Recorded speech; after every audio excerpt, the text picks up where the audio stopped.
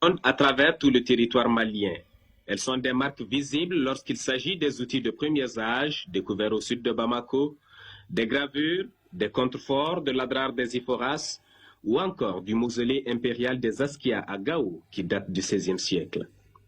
Invisible et pourtant éclatante d'évidence, l'empreinte de l'histoire marque aussi l'âme de chaque Malien. L'histoire malienne n'appartient pas au seul Mali contemporain, qui est ce qui reste des empires, royaumes qui se sont succédés du 7e au 19e siècle. Au centre de l'Afrique, dans le Mali actuel, ont rayonné au fil des siècles des capitales et des métropoles des empires. Empire du Ghana, Empire du Mali et Empire Songhai. Mais l'histoire conserve aussi les souvenirs des royaumes du Massina, du Karta, de Ségou et de Sikasso.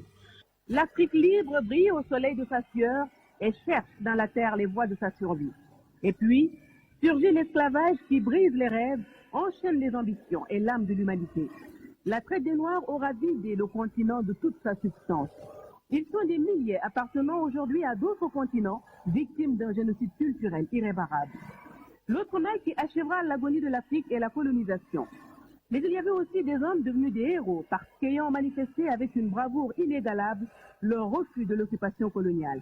Elhadji Omar Tall, Samori Touré, Kéba, Babemba, Tebboune et Firoun, pour ne citer que cela et pour ne prendre que l'exemple du Mali. Malgré leur résistance opiniâtre et compte tenu du déséquilibre de force entre l'occupant et l'assiégé, l'Afrique sera soumise à un découpage terrible par l'étranger.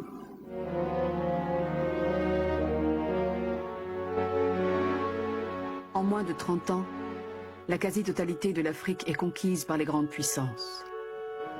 Pour autant, l'Afrique ne s'est pas laissée prendre sans opposer la moindre résistance. Bien au contraire, ici et là, des chefs de guerre se sont dressés